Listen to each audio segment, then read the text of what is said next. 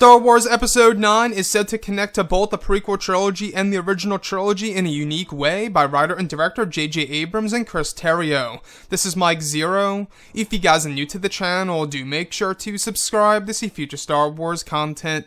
Now, I will say that when we look at the Star Wars franchise, Darth Vader is the true face of Star Wars in my opinion, going through the prequels, into the originals, and even into the sequel trilogy.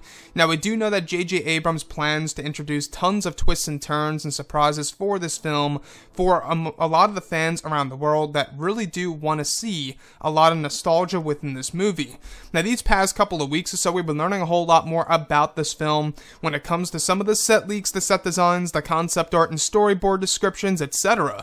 However, what's really intriguing is that a Darth Vader suit is being recreated for Star Wars Episode 9 for a scene that is to be shot later this month of January. Now, I believe that this lines directly up with some of the descriptions of the concept art and storyboard descriptions that we have been going over these past couple of months or so, where Darth Vader would appear in the form of visions, flashbacks, and/or dream sequences for the characters of Kylo Ren and Rey.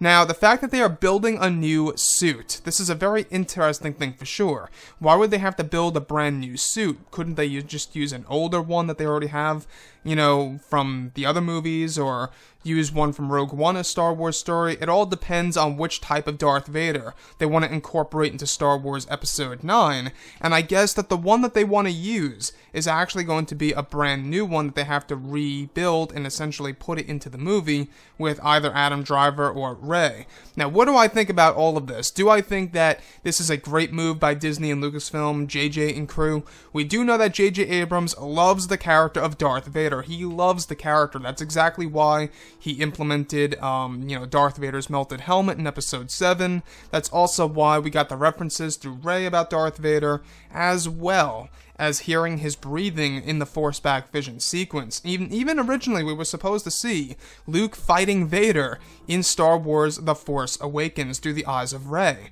So it is very possible that J.J. Abrams wants to bring back that older idea that never made it to the final cut of Episode 7 and redoing it in Star Wars Episode 9, essentially, in order to fulfill what he actually wanted to do with Episode 7. So this new Darth Vader suit for Star Wars Episode 9, like I say, lines directly up with what we have been hearing for so very long now about Vader being a part of this movie, even all the more so in comparison to how he was actually incorporated into Episode 7.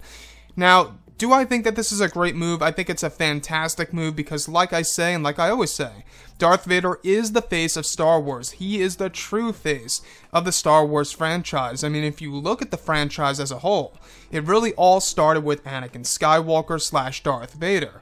You know, not chronologically speaking, of course, but the actual origin of the Skywalkers, right? The bloodline. It all originated with Anakin turning into Vader, then being redeemed and coming back to Anakin Skywalker through, of course, his own son, Luke. So you can see, you know, the amazing domino effect of the Skywalkers here, and where it has actually brought Ben Solo, who is inspired by Vader. Vader has such a major role in the sequel trilogy. He is really the one keeping Ben Solo as Kylo Ren, because Kylo Ren looks up to his grandfather Darth Vader, as well as Supreme Leader Snoke.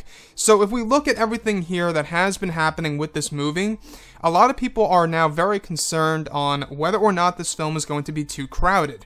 Now, yes, we do know that this movie is going to have the most characters out of every single Star Wars movie to date. It's going to have a lot of cameos. It's going to have a lot of twists and turns and surprises. That's actually going to change our view on the prequels and, of course, the originals. So, whether or not that's a good or bad thing as well, that's a huge question open on the table for discussion. As far as Darth Vader goes, I think that it's fine. I think that what JJ wanted to do in The Force Awakens is something that he's now going to do in Episode 9 by rebuilding the suit of Vader. And like I say, I think that this is most likely for a Force Back Vision sequence, or a flashback, or a dream sequence, or just a normal vision, whatever have you, for, you know, either Rey or Kylo Ren or some of those characters.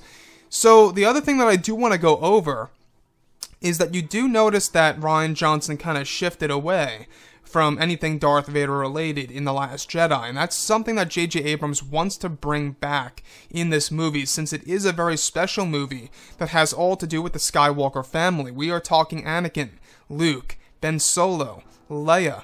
All of these characters are very important within the Skywalker saga, and they are going to get what they deserve in this film, and I think that is what's really going to make JJ stand out from, either Rian Johnson or what JJ even did in The Force Awakens. I think that he's really bringing a lot to the table here, and I personally am very excited to see what he's going to do in the movie. But anyways, guys, drop a comment below. Let me know what you think about all of this in the comments, and if you guys did enjoy the content for today, do make sure to drop a thumbs up on this video to support the channel. I thank you all so very much for the kind support, and I'll catch you guys next time.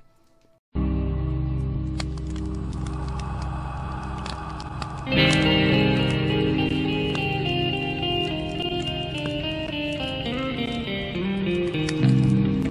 in hand, we are alone again. No, I'm not one from night to morning.